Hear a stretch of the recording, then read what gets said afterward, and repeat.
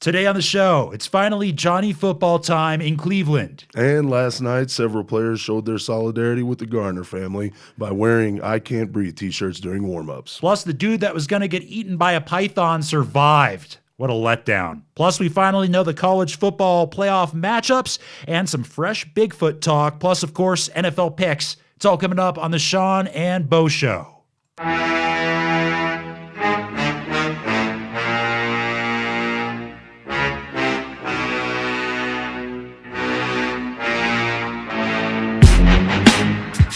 Hey, what's up, everybody? Welcome back. It's another episode 32, in fact, of the Sean and Bo Show. I'm Sean O'Donnell, joined, as always, by my co-host, Bo Greer.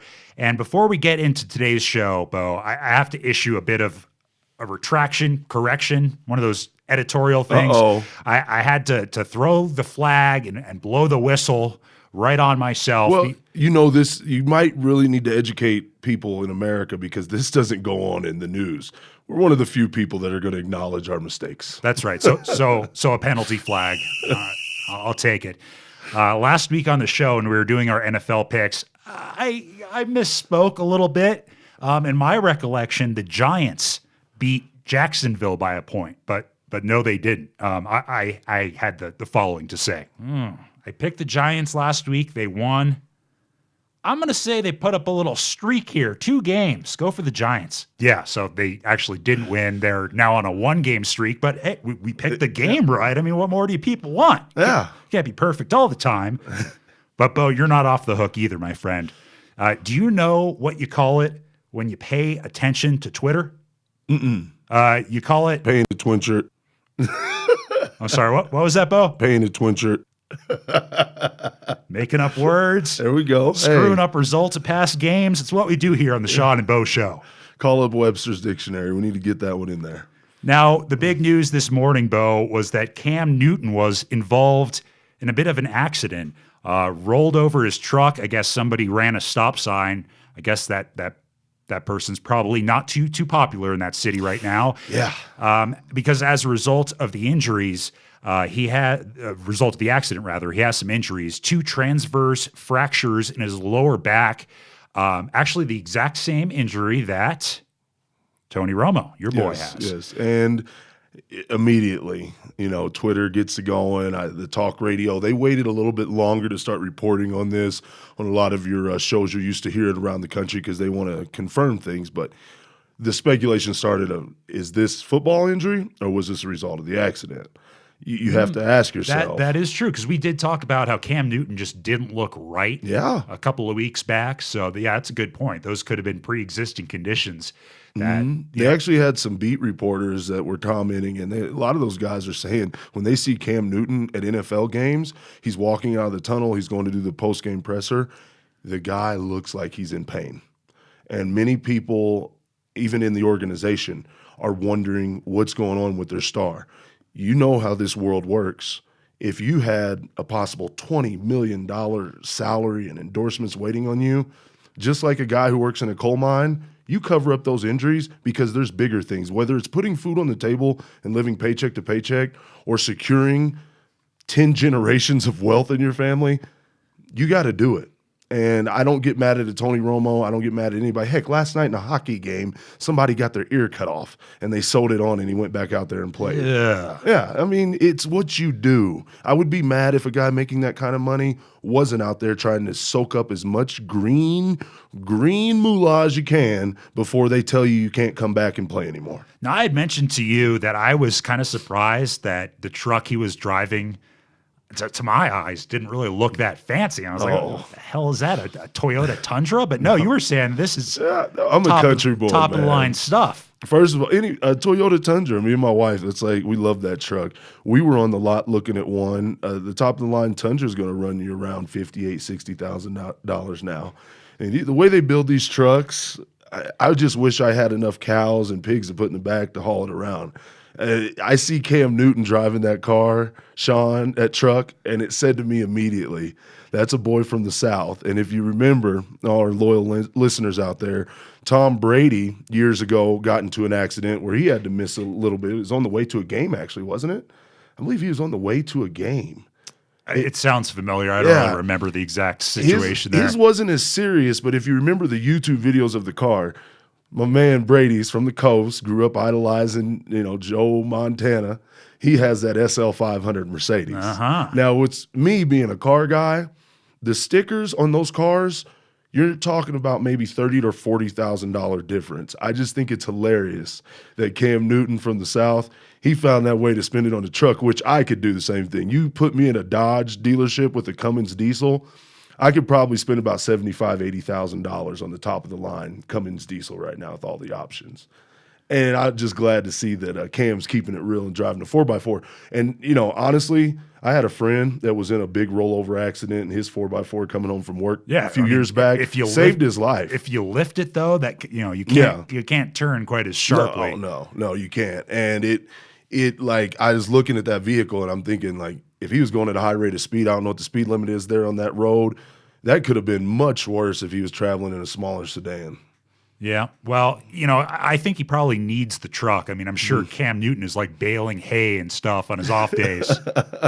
No, it's not the fact that he's baling hay. It's just the fact that everybody who's ever seen him says that he's just a man child. So I'm like, he's probably eating up every inch in that driver's seat of that Chevy. He's a big man. That's a big guy. Well, we have a new quarterback starting in Cleveland, Johnny Manziel. It's finally Johnny football time as they tell Hoyer to go ahead and take a seat there. Yep. Now, a couple of interesting developments because of this news. The first of which was that Marvin Lewis, the Bengals coach, got himself into a little trouble when, on his local radio appearance, he referred to Johnny Manziel as a midget. Now, that's kind of funny in and of itself, but what I find even funnier is the fact that he actually had to issue like a politically correct apology for doing so, and it read, "I'm aware that my comment on local radio Monday night was offensive to people of short stature and to their families and friends. It was thoughtless on my part to use the word I did and not excusable, and I greatly regret it. I since have read about the issue on the Little People of America website. I understand it better, and as I've apologized to Johnny Manziel and the Cleveland Browns community, I offer the same to all others who I offended, and I pledge that I will learn from this, Bo." He's going to learn. What exactly is the lesson there? It's that, and not to take this show in a turn for the worse. It's one of those things that we all know as the people that are able to read between the lines in our society with the words that are used. We know that there's just some organizations and some groups that you cannot ever say anything about. But there are some people in our country, you can use clever little words and phrases and suggest things, and nobody will ever tell you to stop doing it, Fox News. But, it's just the way it is. The other funny thing about the Johnny Manziel news was that Jay Glazer was the one that had originally broke the story. He tweeted out, "Breaking. Johnny Manziel and Brian Hoyer have been informed that Manziel will in fact be the starter this week. #scoopage." And he went on, "Again, I'm reporting that Johnny Manziel has been informed he is starting this week." Well, that was all well and good until ESPN had its own source, apparently, and reported the exact same story without giving Jay Glazer any credit whatsoever. And this is something, if you're a bit of a sports broadcasting nerd, we hear this all the time about ESPN. Dan Patrick talks about it all the time, that they just don't give credit. It's, they use words like according to sources and stuff like that. So Jay Glazer then vented about the scoop stealing, quote, "Ha, an all-time low from @ESPN on their constant thievery of others' work. Fox PR's guy calls them to call BS on their claim they had Manziel scoop. News desk guy at SportsCenter tells him their reporter didn't want to be identified." Huh? What reporter doesn't want credit for hard work paying off? Lying bastards. Ha. It's one of those deals where, you've heard me voice my opinion about the mothership on this show. Yeah, they do a good job bringing sports to every household in America. I mean, golly, I think it's great that I can go watch a college basketball game on a Tuesday night at 8 o'clock, and it's South Dakota State against I don't care Montana. But it's something to watch because I really don't care about Kim and Khloe Kardashian. So I'll watch that over Sure any of you that. do. You know, and so here I am, looking at this story, and I'm like, kudos, Jay Glazer. Way to snap back, because I don't think enough people do. And you see other figures in podcasting that stand up and take the torch and stand up for the little guys. I think it's a big deal for this reason. You'll hear Colin Cowherd and other big personalities that even Olbermann's done this time and time again. They will attack blog guy. They will attack podcast guy. They're basically attacking guys like us. They don't feel that I have the same ability. For example, if I would have went to that AAA baseball game that night and, Josh Hamilton hits 3 home runs and punches a baby, right? I would have been the first person to see that, Sean. I was there. I have a podcast show. We may only have 20 loyal listeners, but, I'm going to make sure those people hear that first, and then we're going to tweet it out. That's one of those instances where ESPN would bring their big mothership over it, beam their tractor beam down on it, suck the story up, and by 6 a.m. the next day, nobody would know who Bo Greer was.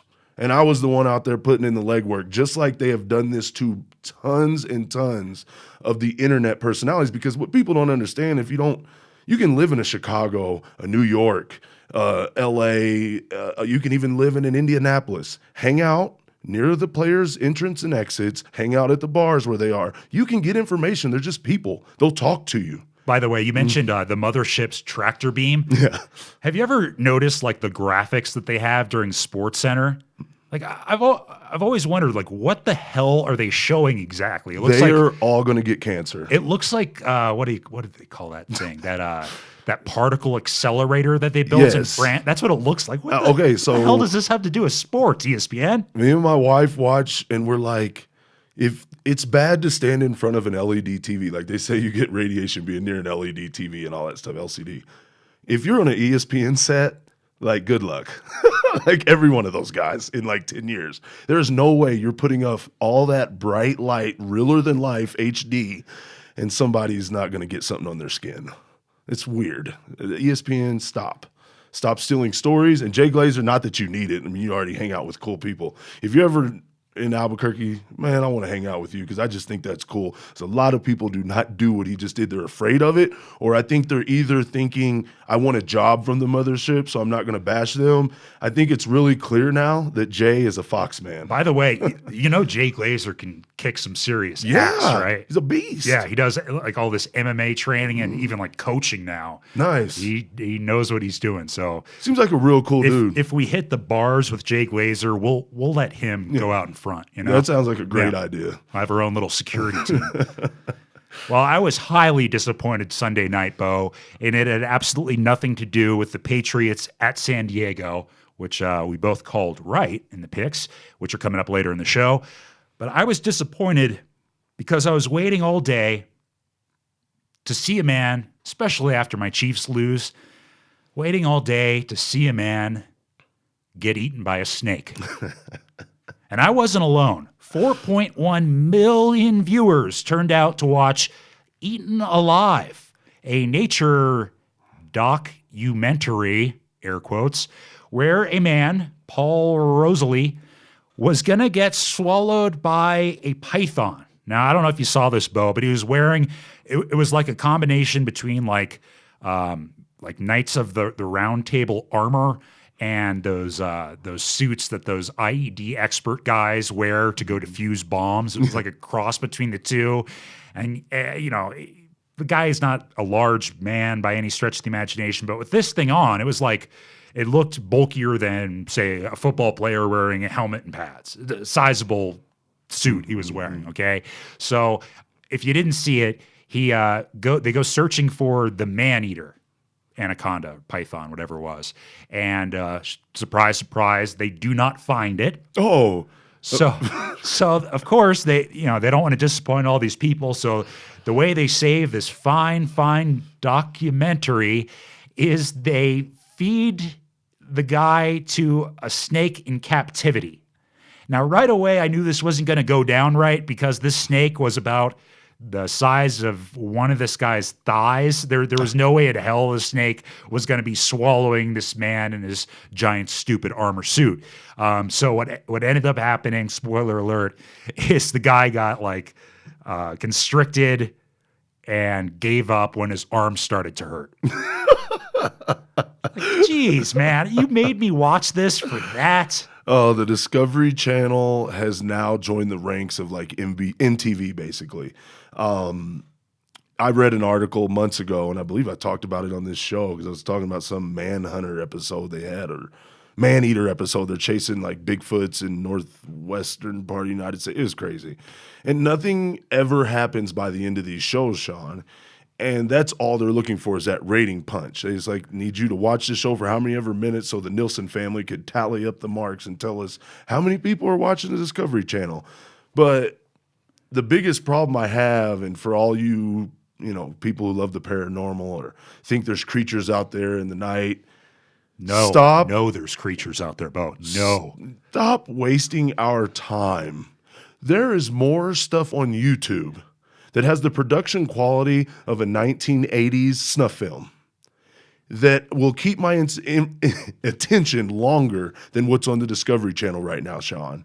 It is a sad day when kids of this generation, they're the ones suffering because you and I, as 30-somethings, can remember what made the Discovery Channel. We used to watch frogs run across water in super slow motion. Yeah. You would watch that stuff and be like, did you just see that? Well, they're not going to learn their lesson from this publicity stunt, Bo, because as I mentioned, 4.1 million viewers making it, and this is sad, the biggest nature documentary on Discovery Channel in 4 years. Oh my god. Was this nitwit getting squeezed by a snake that couldn't swallow his arm. I guess the bar is really sinking. But hey, it worked. I tuned in, I watched it. I was sitting here with my buddy where we couldn't wait, and we're like, you better find this damn snake soon. We're looking at the clock. This show only has 20 minutes left. This Christmas, let's go shopping. We're going to get the Sean and Bo show some webcams. And since we're in the Southwest, we'll go get one of the biggest, baddest diamondback rattlers we can find, and we'll just let it bite me in the butt. Yeah, I'll film it. That's what. If they get 4 million on cable, we'll go for about 2.3 on YouTube. Yeah, it'd be fine. Nice. You'll be okay. You'll recover. Yeah, we'll just have some doctors outside. Coming up on the show, Eric Berry's official diagnosis, plus, as Bo mentioned in the opener, some NBA players wearing the I Can't Breathe t-shirts, and a very special holiday greeting coming up right after this. Hello, all you loyal Sean and Bo Show listeners. This is Bo of the Sean and Bo Show. Just reminding you, share the show with a coworker, a friend, family member. Just let them know about the show and check us out on seanandboshow.podomatic.com. That's seanandboshow.podomatic.com. And remember, we're always available with the free catalog on seanandboshow.podomatic.com. I just wanted to wish all of our loyal listeners a very Merry Christmas and Happy Hanukkah. Especially to my fellow Chiefs fans who now have nothing to look forward to for the rest of the season. You can't win games with an offensive line that couldn't stop a high school defensive front. It's the same every year. Andy Reid couldn't manage a damn clock if he was the president of Rolex, for Christ's sake. It's bull. Our play calling is so pedestrian that a goddamn slant route looks exotic. In the fourth quarter, we needed to move the ball down the field. So what do? Screen passes. Well, that's just goddamn genius. Meanwhile, the wide receivers are so slow they make our tight ends look like track stars. And then there's the goddamn refs. If you're blocked low and grab at the quarterback's ankle, that is not roughing the passer. What the hell is Halil supposed to do? Get on the ground and roll away from the pocket? It's disgraceful. They take away a touchdown on a ticky-tack offensive pass interference call, and then they have the stones to overturn a catch when Kelsey was on his goddamn back with both hands on the ball. Who is paying you? I don't know why I subject myself to this team year after year. It's a goddamn joke. Mother dog. Happy holidays.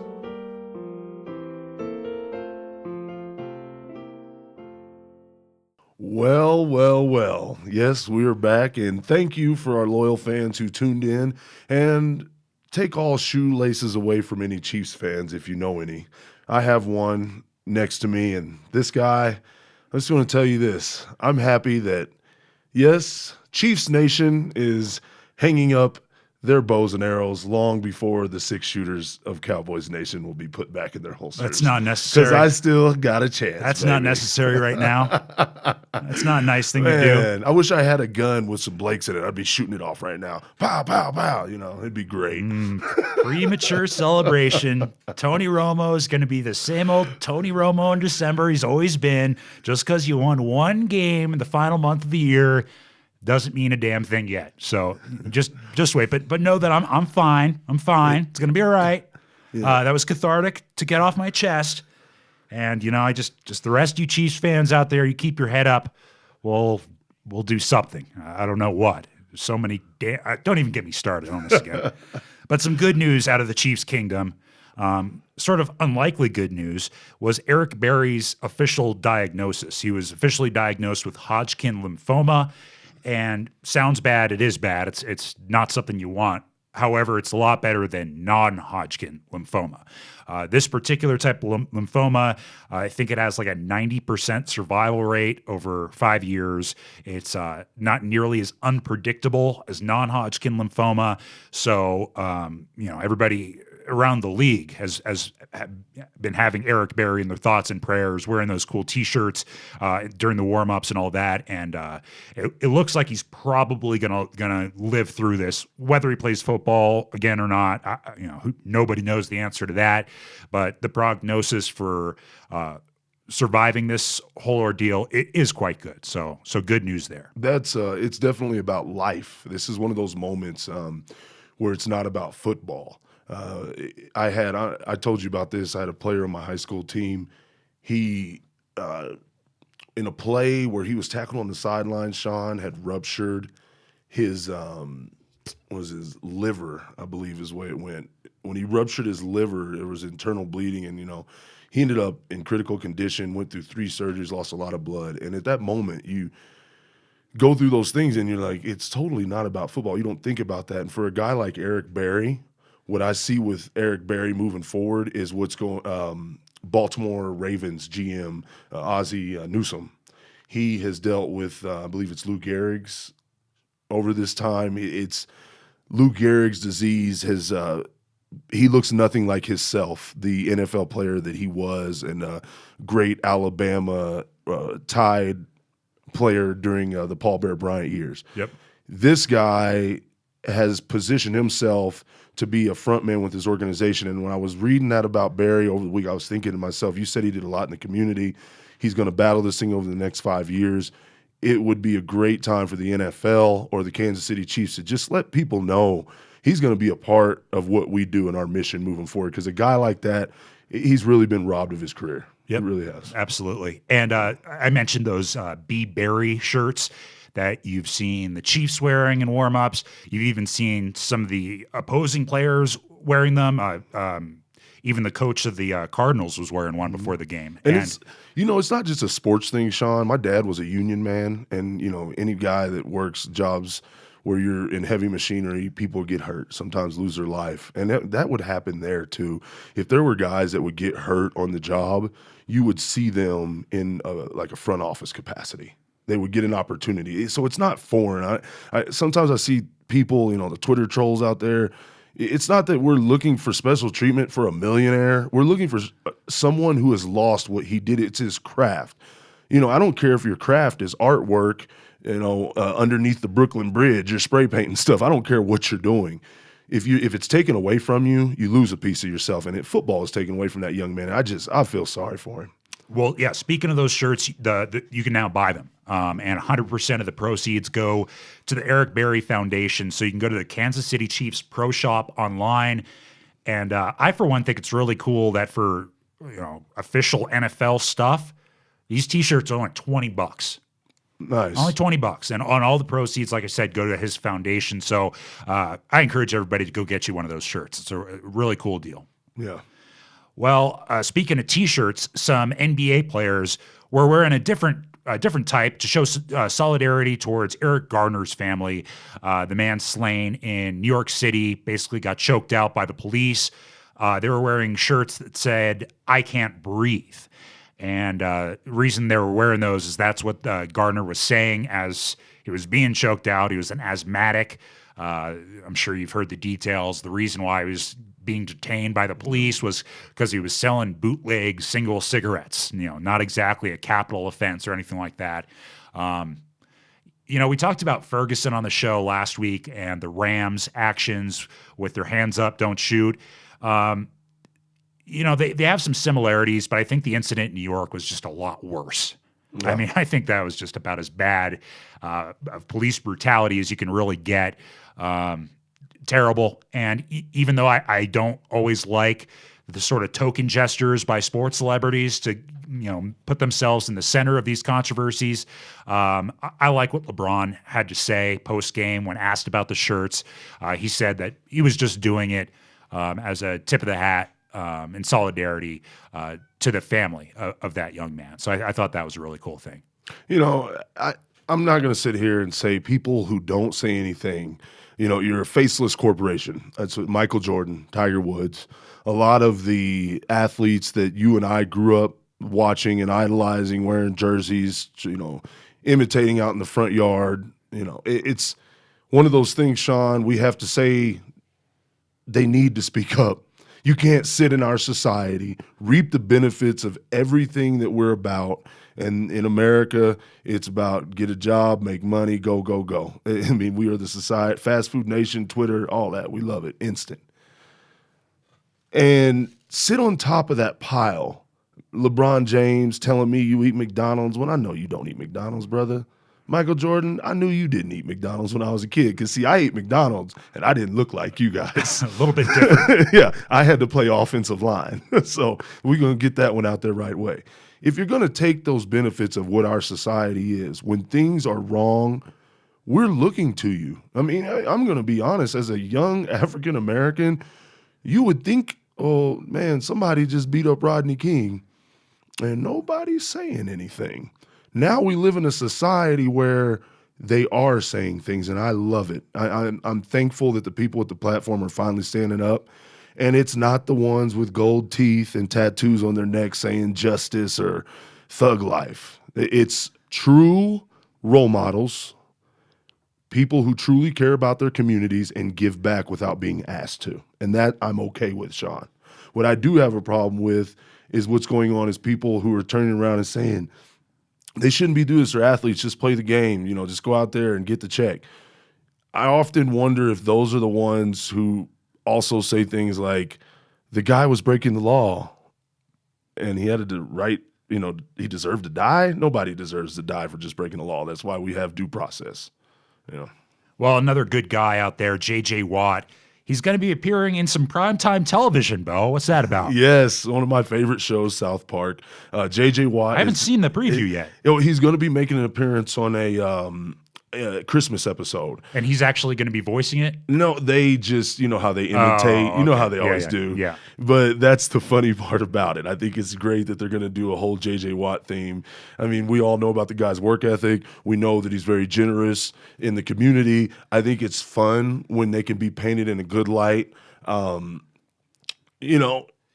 Brady did this with Family Guy. I thought that his character was used. I like it when they allow these people to do it and there's no backlash, because I just think all it takes is one group of people to get upset about this. You talking about midgets again? Yeah, there we go. And they'll just take it away because it's funny. These are the shows that should be off limits, and I think they need to continue to do this. I'm surprised they haven't done anything about Ray Rice yet. I really am. And I'm interested to see if this Christmas episode, if maybe they're going to try and tie it to some of those things that went on over the summer. Now, the reason I asked if he was actually voicing it himself, I don't know if you remember, this was years back, but Paul McCartney and his wife were on The Simpsons. Okay. And they actually voiced it, which is crazy. A guy like Paul McCartney, mega celebrity the world over. Yeah. But the reason why they agreed to voice it, they struck a deal. He said he would actually provide his voice if and only if Lisa Simpson would become a vegetarian for the rest of the show's run. Yeah. And that's the reason why she is. Because he's like a big, vegan Yeah. animal rights guy. See? So that was the exchange. That's really cool. That is really cool. You never know how many kids maybe started doing that because they saw Lisa Simpson. Now, I heard this news a couple weeks ago. I didn't really think too much of it because, to be honest, infidelity really isn't that hilarious. Nah. It isn't hilarious until, of course, you throw in a great, great nickname. Now, I'm talking about your running back of the Dallas Cowboys, DeMarco Murray, who, according to former college teammate on Oklahoma and also former running back Brennan Clay, was cheating. His wife was cheating on him with DeMarco Murray. Bad. I mean, these guys were, supposedly close. Like I said, they were both running backs. I mean, they spent their college careers together, kind of low. But I was pleased to see that Brennan Clay, he didn't really get all that upset about it in the long term. He's already cracking jokes. And when the Cowboys were playing on Thursday night against the Bears, this is when he took to Twitter to give some further details. The best of which was that his wife had DeMarco Murray's phone number saved in her phone under spray tan. Oh my gosh. That is the best false name since Ron Mexico. Like, what is this guy? He's just like, wow, she is really into these skin treatments. Oh my gosh. Spray tan, honey. I don't think that's chemicals are good for your skin. You're getting about 7-8 of these a week. So I was thinking maybe we can get you one of those custom Dallas jerseys, and we'll get his number on it, and on the back we'll just have spray tan. That's a good idea. He got kicked out of the house before Des Bryant, though. I had to put that out there because when you have kids, America, as a lot of you do, that you just want to get away from those awkward conversations with your 6 or 7-year-old, and you're like, oh gosh. DeMarco Murray's in the news. He did this. He's got to go. Like literally, like I had a cover of the ESPN magazine sitting on the coffee table with the Cowboys on it, and DeMarco Murray's looking down at the camera all fierce. And I'm like, oh, it's got to go. My son's going to ask me about, he was on the news. What did he do, Daddy? He invested in a spray tan business, son. No, but what's sad about it is he is gone before Dez. Like, Dez really hasn't done anything too embarrassing to where the awkward conversation will come up. The mall incident was literally like Dez's biggest thing when he got kicked out of the mall. Right. So, like, DeMarco Murray did something worse than Des Bryant. Like that doesn't even make sense to me. Coming up on the show, the college football playoff matchups are finally released. Bo and I will talk about those and take a look to see if there are any other interesting bowl games to watch this holiday season. Plus, we'll take a look at the NFL playoff picture now that the season's wrapping up, NFL picks, and Bigfoot talk. It's all coming up on the Sean and Bo Show. Hey, folks, thank you very much for listening to the Sean and Bo Show. And we'd like to thank especially listeners who might be listening on Funnel Cake Sports Radio. Thank you guys for checking out the show. If you've ever wanted to check out past episodes, you can listen to the entire catalog for free. Just go to seanandboshow.podomatic.com. And to get in touch with the show, hit us up on Twitter at Sean and Bo Show. Welcome back to the Sean and Bo Show. Well, the speculation is over. No more stupid made-for-TV college football ranking shows on ESPN. We now know the playoff picture, Bo, and a lot of surprises to some people in that Ohio State got in. But looking at these matchups, we got, of course, Oregon versus Florida State and Alabama versus Ohio State. If I'm calling those games, I don't necessarily think Oregon's a huge favorite, but I think they have a much, much better chance of beating Florida State than Ohio State does of beating Alabama. I think the second game's a lock. I think Alabama's going to win that one going away. Yeah, I think I'm glad that it's the second game because it'll be easier to fall asleep for it. It was January 1st, right? So that means I will definitely be nursing something in my head. Yeah, both January 1st. Yep. Yeah. And let's see, which one is first? Yep, you're right. The first game is going to be at 5 p.m. Eastern. That's the Oregon-Florida State. And then at 8:30 Eastern is the Alabama. Yeah, it is made for TV still. They know we're all going to sleep because 4, 5, and 6, we could all say deserve to be in. But the one that would finish at the bottom of that poll, if you had everybody in America vote except for Ohio, because we know that they're really biased, Ohio State would be last on that list of three. TCU or Baylor could be ahead of them considerably if we did a poll and let 1,000 people vote. I guarantee Baylor, TCU would just obliterate Ohio State in just you'd have to be unbiased. We might have to go out of the country for this, Sean, because I don't think anybody in America can totally let we watch a lot of football. We wear our colors. I don't know if you can truly let it go, because me being a West Side guy, I'm out here watching Mountain West, Pac-12 football.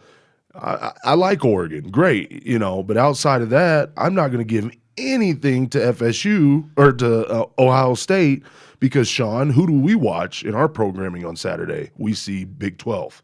We see Texas, going against TCU. We see TCU putting up 70-plus points on Texas Tech.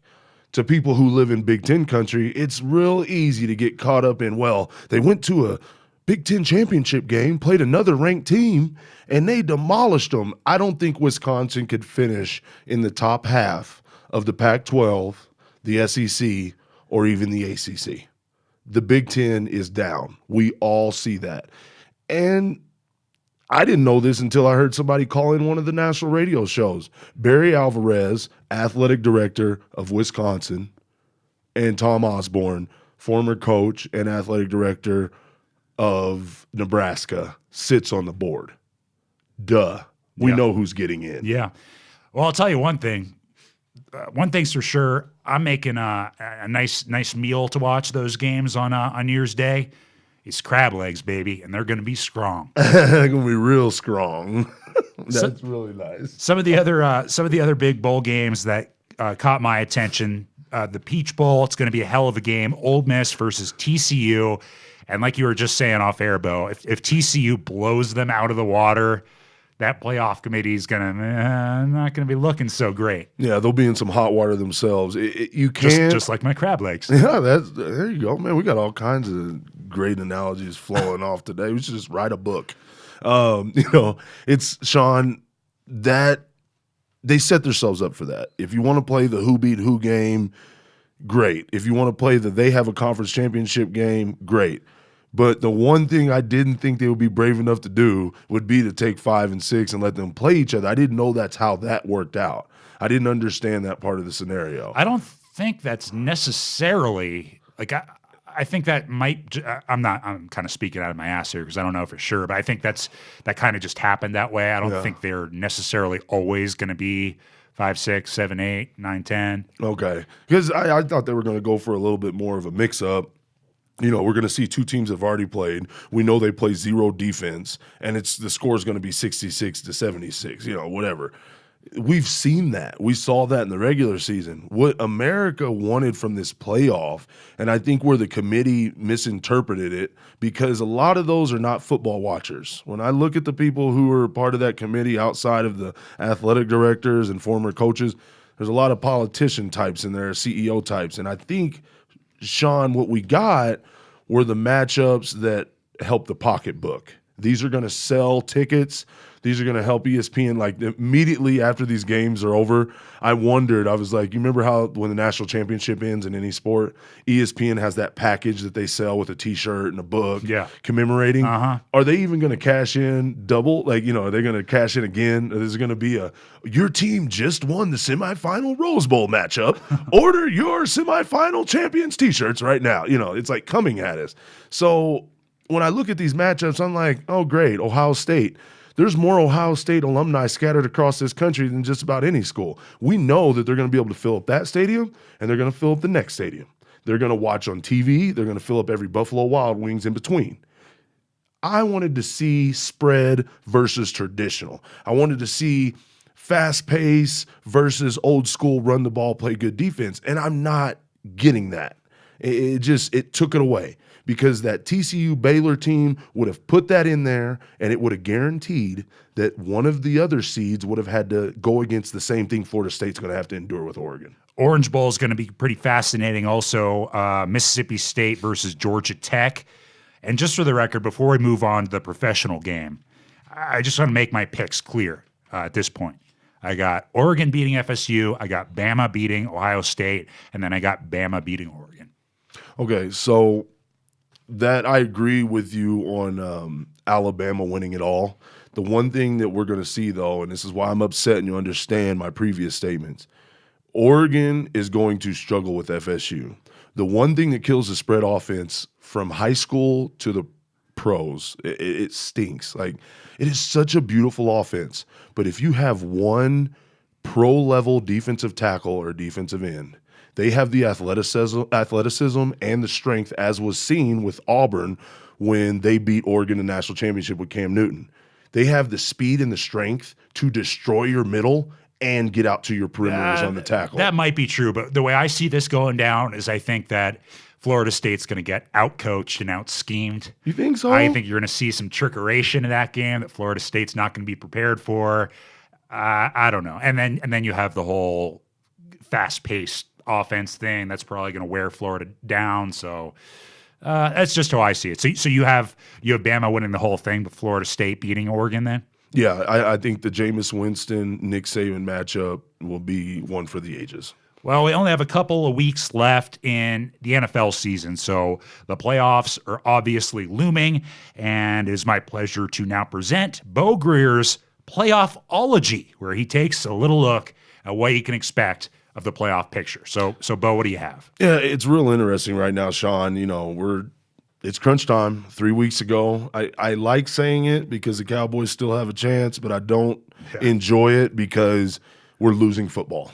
I mean, if you've listened to the show since the beginning or went back and checked out some of our older episodes on Podomatic or YouTube, you will see that when there was no football, it's kind of we struggle. We had a Ouija board out. We were trying to find topics using some sort of demonic spirits.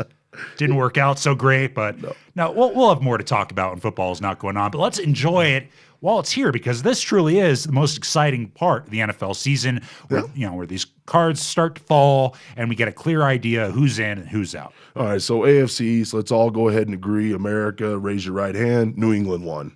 AFC East, they got it. Moving into the AFC North, not a clear-cut picture from top to bottom. 8-4, 8-5, 8-5, and 7-6 rounds out Cincinnati, Pittsburgh, Baltimore, and Cleveland. And with Johnny Football coming in, which most good coaches do whenever you need a spark, you just change things up. Even if you don't feel it's the best decision, it can make some guys play a little bit harder and take their job a little bit more serious because they feel they can't make mistakes with the new guy taking over. You don't know what's going to happen in that, but the one thing I look at is at the end of the season, the matchups. Wow. Cleveland, Denver, Pittsburgh. That's what Cincinnati's looking at. Yeah, that's a rough one. That's a rough one. You don't know what's going to happen there. Pittsburgh, I mean, you can go ahead and chalk up the Chiefs win. That's a gimme. But sorry, Sean, had to do it. Cold. But, Pittsburgh has Atlanta, Kansas City, and Cincinnati. It can go either way in that division. My predictions right now, and Sean, I want to get yours too. I just have to go with defense and experience, and I'm still going to stay with Baltimore. Yeah, I think they probably have the best shot. Steve Smith, of course, still playing pretty good. And the reason they have the best shot is because they play Jacksonville, Houston, and round everything up with Cleveland. They should get 2 or 3. They should definitely get 2 or 3, if not go 3-0. Yeah. Moving on to the AFC South, Indianapolis and Houston. Yuck. Yeah. And Indianapolis is just the luckiest team with Andrew Luck. I hate that. Like, the guy's name's Luck, and they get lucky I can't stand that. Yeah. It's like the worst thing in America. But they get lucky last week. They're 9-4. Houston 7-6. Indianapolis plays Dallas in a couple weeks. I have that game circled because for both of those teams, that's going to be huge. And he's trying to use intimidation tactics on your Cowboys by trying to resemble the Unabomber as close as possible this time of year. He's trying to get inside your mental mind. Yeah, you round up the AFC, going to the AFC West. I'm sure, obviously, we know Sean, big Kansas City Chiefs fan. They are in the water. I'm not going to say you're dead in the water. You're in that water. I hope they don't make it. I really do. If they make the playoffs, they're just going to get absolutely beaten down. No, I'm over this team this year. Yeah. That's a wasted spot in the playoffs if the Chiefs make it. Yeah. But even over San Diego, I mean, San Diego's the ones that's sitting in front of you. They only have one more division win. They're not that great. Chiefs have, I would say, the worst 2-minute offense that I can remember seeing in the NFL in the last 10 years. Yeah. So at least the Chargers can move the ball downfield. And playoff games this time of the year, win-in games, a lot of those come down to the fourth quarter. Yep. You have to be able to play from behind. You have to be able to score in 2 minutes. So, the Chiefs can't do either one of those two things right now. So it really is a shame because there's a lot of teams out there that would love to have that defense. You give half the teams in the league the defense you guys have. I think if you give the Chiefs one of these great offensive lines, same thing. That's it. That's all you guys are missing. That's what we went and got finally. And, we have 9 wins now. Moving on to the NFC, Sean. Disgusting. NFC East, not the NFC least.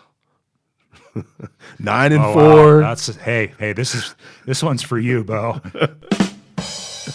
Thank you. Well, 9-4, the most epic game that's going to take place this season. Philadelphia, Dallas in the rematch. Did you just say the most epic game that's going to take place this season? It will be epic. Oh, God. This is going to end the same way that it did for you on Thanksgiving, minus the gravy dripping down your face, but the tears will still be there. Well, I still may have gravy dripping down my face. So we're not going to rule that out yet. Because you never know. It could be a good night for gravy Sunday night. But Philadelphia, Dallas, traditionally, we have been able to get that first win. And I would be seen riding around Albuquerque with Cowboys flags flying out of my car thinking we're already in the playoffs. And we get beat by the Giants or Philly to close out the season, and we would miss it. We all know the story. I just think this year, this team, we got caught on a short week. It was Thanksgiving. There's a lot of factors going on. We're playing in Jerry World. It's more. That's supposed to be an advantage, by the way. No, it's not an advantage for us playing at home. We never want to play at home. If the Cowboys win a Super Bowl in the modern era, it'll be because we sneak our way in and we don't have to go home. Oh, I'm sure those Philadelphia fans are going to be awfully nice to you, nice and welcoming. I don't know. I just think we have a good shot over there. And either way, this is the most interesting thing about what's going on with Dallas. We need to go 3-0, Sean. I never thought I'd be saying this. We finally get to the 9th win. I'm thinking, hey, we get 10, we could solidify. No, we have managed by losing those games to Arizona, Washington, Philly, and man, I'm going to sound like a real idiot. See, Cowboys fans, we try to forget the losses. I forget, San Francisco 49ers, beginning of the season. Yep. That was our 4th loss. That puts us behind Seattle for that final wild card spot. So nothing's guaranteed. We got the 9 wins and nothing's happening for us. We still need to go 3-0. I really think we need to go 3-0 because if I'm going to jump down to the NFC West, Seattle has San Francisco, Arizona, and St. Louis. That's tough. That is tough. Yeah. I mean, what do you think, though? What do you think is going to happen in that stretch? I see them going 2-1. 3-0, possibly? No, they're not going 3-0. You don't believe it? They're going 2-1 or 1-2. Okay.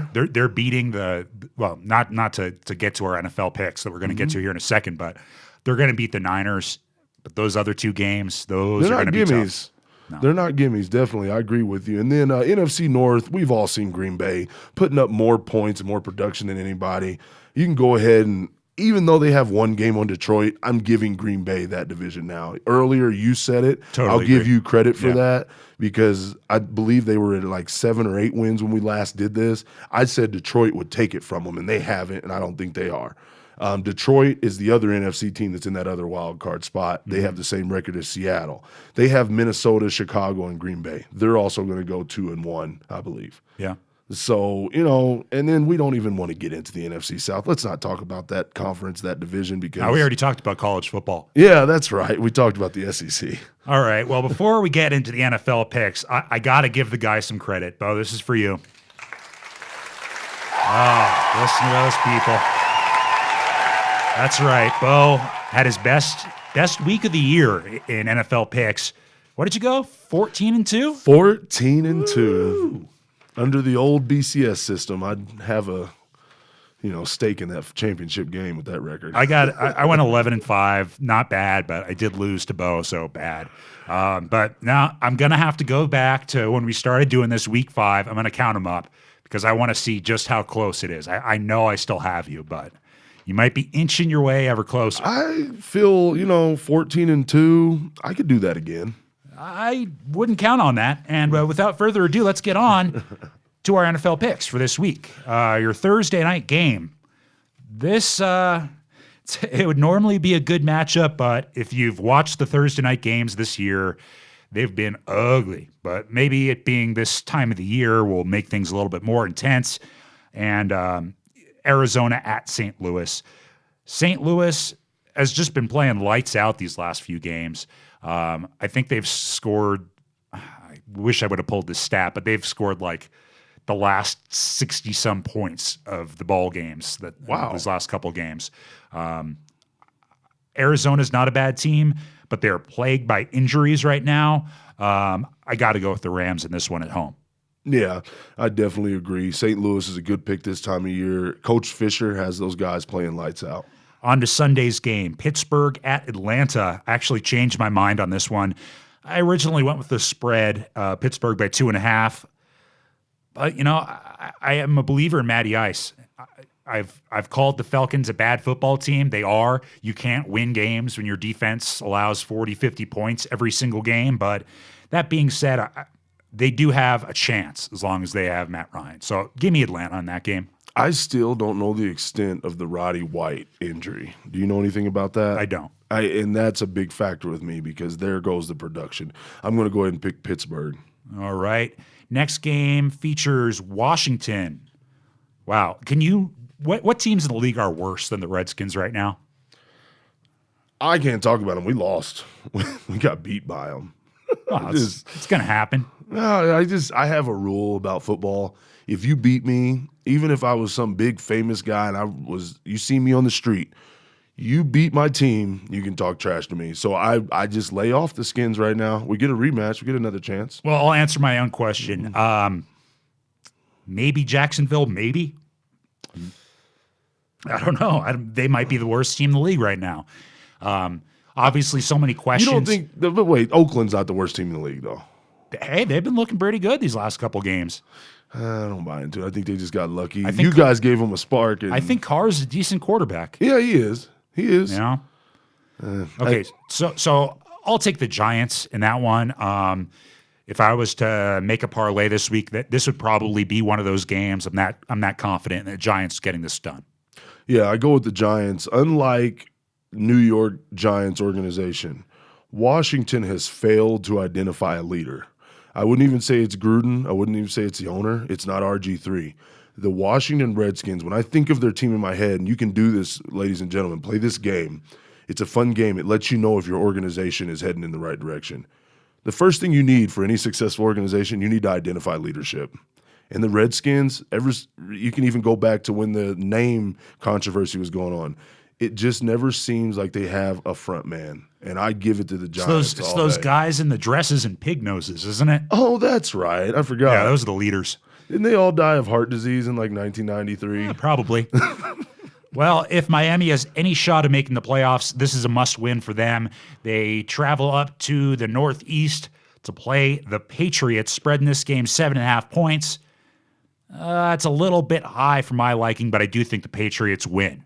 Yeah, this is always the payback game. You know how Miami always gets New England early in the year on the road? Yeah. They always pay them back this time. All right, then you have Oakland at my Chiefs, who despite losing to the Raiders and then losing to the Cardinals, are still favored by 10 points? Well, that sounds crazy, but at home, I don't have a lot of reasons to make this pick. Like I said, I've pretty much given up on my team for this year, but they gotta beat the Raiders, right? Right? They can't lose twice to the Raiders, right? Yeah, and I don't know if I'm really saying the things I say about the Chiefs because I care about them winning, or it's just because I've said things saying that they could make the playoffs, get the rematch against the Colts. They'll beat them this time, and I just want to sound like a guru. But they have to beat them this time, Sean. There is no way you lose to the Raiders twice in a season. You just don't do those things. Oh, God. Yeah, it's not going to be a happy day for me if they do indeed get swept by the Raiders this Probably season. have to cancel the show. Maybe. It's a possibility. Hiatus. I don't know if these microphones would pick up the voices as well through a cardboard a paper bag over my head, but I'm guessing the audio fidelity would be a little weaker. Houston at Indianapolis. Spread in that one. Indy by 6.5. That spread sounds right on the money. I take the spread and I take the Colts. Yeah, you have to take the Colts. Andrew Luck and the refs. I don't know. Do they like him more? What is it? They give them calls at the end of the game to put them in position. Okay, I wanted to talk about this. There was a call in the Kansas City game that went against Tamba Hali in the first half where he was blocked low to the ground and kind of lunged towards the quarterback's ankles. They called that roughing the passer. There was a hit on Andrew Luck where a guy just hit him square in the chest. They called that roughing the passer. There was it the Patriots game? There was a similar roughing the passer. They're just not letting these guys play football. No, they're not. It gets old. And what's going to happen is if I'm the guy on my team responsible for rushing the quarterback, I'm going for the knees because it's apparently the only place you can hit without getting flagged. You can't hit the ankles. You can't hit the head. Can't even hit the chest. Well, all right. Where does that leave me? No, I totally agree with you. There was a time in our lives where people would say, the refs gave them this game. And you were like, oh, you're just a homer. It's true now. I watched that game front to back. Indianapolis should not have won that game Sunday. The refs handed it to them, and they handed it to them in the form of, hey, the offensive line of the Colts can't block anyone, so we're just going to throw flags every time the Browns get a sack. It's horrible football. This one's going to be a butt whooping. Jacksonville travels to Baltimore. Like we were talking about, we both think Baltimore is going to squeak into the playoffs. Give me Baltimore in this game. I would not take the spread, though. It's a lofty 13.5 points. So take the money line, not the spread. Baltimore Ravens win. Yeah, I take Baltimore. Don't get caught up in that money line because Baltimore gets a lead. Great defense is going to run the ball. And let's see, second to last early game, Tampa Bay at Carolina. Boy, who would have thought that Carolina would have taken it to New Orleans, in New Orleans so bad? They even seemed to have the upper hand in that little skirmish that went on the sidelines and into the tunnel. Carolina surprised me there. I don't think the Bucs can give them any kind of challenge like the Saints could have. It wasn't much of a challenge, but I think Carolina rolls. Spreading this one 6, that sounds good. Do we know what's going to happen with Cam Newton? Well, I mean, like I pointed out, it's the same injury as Tony Romo. Romo only missed a week. He's probably still kind of fragile, but I would think he could play. So it's just going to be a matter of discomfort, I would think. They should be able to dope him up and get him out there. Should be good. I'm going to take Carolina also. Well, on the medical advice of Sean O'Donnell. That's Dr. O'Donnell to you, Bo. Final early game, Cincinnati at Cleveland. This is the game that Johnny Manziel is going to start. This is the game. I can't see what you're pointing at. Green Bay, Buffalo. Did we skip one? Oh, yeah, you're right. I'm sorry about that. It's all good. Green Bay at Buffalo. Geez, when I was watching that Monday night game, after just being so dejected at the performance of my Chiefs, I was marveling at how good Aaron Rodgers is, how good that offensive line is. I mean, the guy makes it look so easy. Like that pass that was like 70 yards to Jordy Nelson. Yeah. That was a thing. That was art. I mean, just beautiful. I think Rodgers and the Packers, they have some question marks at defense, but as long as they can keep putting up that many points, it's obviously not going to matter. I'll take the Packers. Yeah, Green Bay, definitely. All right. It's going to be hard to catch me if you agree with every single one of my picks, Bo. Okay, so Tampa Bay at Carolina. We both picked Carolina. Then the Johnny Football Bowl, Cincinnati, Cleveland. I think we're going to disagree on this one. Okay, I got Johnny Football. Oh, my goodness. All right. No, I'm taking Cincinnati. Really? I'm not getting on that bandwagon. He'll be good for DraftKings because he'll rush and maybe throw for a TD. I'm going to be celebrating these picks with the money symbol next week. I'll tell you right now. And that game, interestingly enough, is a pick'em. No spread there. On to the afternoon games. The first time I can remember seeing this, the Jets are currently favored at Tennessee by 1.5. No way in hell am I believing that hype. Give me the Titans. I'll take the Jets. Their defense in the running game, it's really coming together. And last week, I felt like a genius, basically. I won some money on DraftKings because I picked up. A broken clock is still right once a day, twice a day, right? That is true. That is very true. I haven't heard that in forever. But what's the other one? There is another one. It's blind squirrel and I don't know. Gosh, it's like you need somebody over 50 to nail all these. But now you got me. I don't even know what I'm talking about anymore. Oh, New York Jets.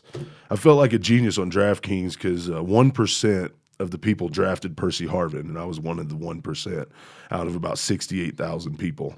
And he got me into the money because he was playing Minnesota, and I knew he was going to go off as one of the first teams that basically told everybody he had a bad attitude and told him to hit the road. And with that being said, I think there was a lot of confidence gained because if you look at the track record of Percy Harvin, you know what Percy Harvin's going to go down in history as and never get credit for? He's the career starter. He's the guy that runs in the slot and hangs up underneath. He'll be either underneath the middle linebackers or he's going to be in between the middle linebackers and the safeties.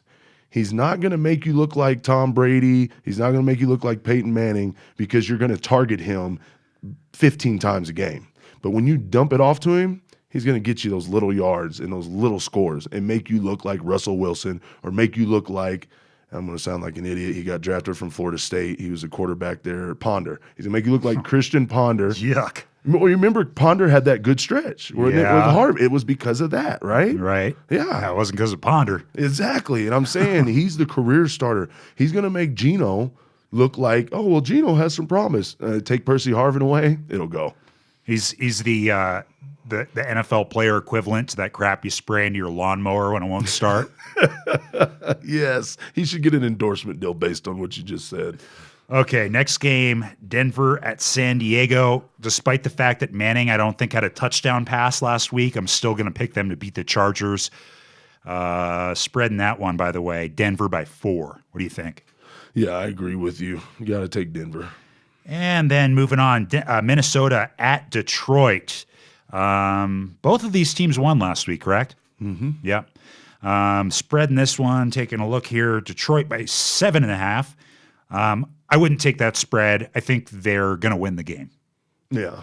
Detroit definitely is going to win this game. Minnesota doesn't match up with them score for score. If Detroit needs to go into the bag of tricks, they have weapons for it. And you're not going to stop Megatron. After watching the playoffs last year, who would have thought that this game wouldn't have near the buzz it would have even at the beginning of this season? San Francisco at Seattle. This game's not going to be close. I might even take the 10-point spread. Seattle wins. Oh, man, not going to be close. San Francisco is going to win this game, Sean. You heard about all the controversy with Kaepernick and getting into fights at halftime at this? Yeah. No, heard about it. No way they win that game. You're going to be wrong there. And the late game. I got to go back here. Stop before we get off. No, wait. I got to say this about Cap and what's going on in that locker room. You ever go on like a long trip with your friends, like a camping trip, you're in a lodge and you get cabin fever and somebody finally knocks somebody out, but the next day everything's back to normal. No. That's what it is. Remind me not to go camping with you. That's what it is. There were too many people in that cabin and somebody needed to become the alpha male. I just hope in this case the quarterback won the fight because I don't know who else could lead that team. And finally, the late game. Bo's already constructed a Carrie Underwood-esque outfit to wear as he lip syncs to the waiting all night for Sunday Night Football music. Yes. Those poor children. Dallas, Philadelphia. Bo, the Eagles are going to win this game. No. And I'll tell you why. This could be the game where Romo gets re-injured, and you know all of a sudden your optimism and you looking towards the playoffs. It could be a very bad day in the Greer household. You know what you sound like? You sound like that prototypical like Midwestern dad that has not really tried to do a lot in his life, and his son comes home and says, "You know what, Dad? I think I'm going to go to college at Notre Dame. You're not going to go to Notre Dame. Nobody in our family's ever went to school at Notre Dame because you're a Chiefs fan. That's why. Because you're used to your disappointment. Ours is over. Hey, that's not going to heal Romo's back. Our disappointment is over. I have lived through this, Sean. I have been in the basement when the powers to be are ripping the house apart. And that tornado has been in the form of the New York Giants and the Philadelphia Eagles, Sean. And it's over now. It's over. No. We got a new basement. We got a new warning system. We're prepared for this game. You're gonna be in the basement again because your wife is gonna tell you to stop swearing in front of the children. So you're gonna be down there next to the water heater going nuts after this game's over. No. You know, we let them play in space that first game. It wasn't. It was just ugly. Like, it was really bad. Like, that first game, you just went back and started eating turkey again. I think I was already putting mayonnaise on some white bread and just eating a good old-fashioned turkey sandwich at that time. There was nothing to watch, Sean. This game's a whole different animal. They're prepared. They know what to expect. Get ready for a good Sunday night game. I really do. I'm ready. It's going to be a good one. Yeah, it sure is. And then your Monday nighter. This one I've got zero confidence in picking, I'll tell you right now. The spread is New Orleans by 3. It's New Orleans at Chicago. Again, I could see this going either way, but I mean, just logically, I would have to think New Orleans finally gets a W. They seem to be like much better on paper than they actually are when they show up for these games. I might be wrong, but give me the Saints. I'm going to take Chicago. What happens a lot of time, team with Brandon Marshall, they lose him. Cutler might be forced to spread the ball around because he doesn't have him in the huddle yelling at him. So we'll see what happens, but I'm going to take Chicago. All right, so there are your NFL picks. Now, normally, this is when the show would be over, but I was talking to one of my friends yesterday while we were working on my car, and he said, Sean, I like the podcast, but I got a problem. And I said, yeah, what's the problem? Not enough Bigfoot. And thinking about it, I agree, man. You know, it's been a while. Been slacking. Since we've had a good Bigfoot story to talk about. So raise those Squatch beers because this is a good one here. Now, this footage actually came out a couple of years ago, 2012. But this guy, what's his name here? MK Davis has taken this footage and like stabilized it and color corrected it and did all this analysis on it. And it's out of Pennsylvania. And by the way, if you go to our Twitter at Sean and Bo Show, I'll post up the link so you can see it. Out of Pennsylvania, it is a rare sight indeed, Bo, a white Bigfoot. Yeah, it's definitely a big day. It is a big day. We have a white Bigfoot. So again, this guy analyzed the footage and posted up these videos that are doctored up from the original footage, but you can see that this thing has teeth.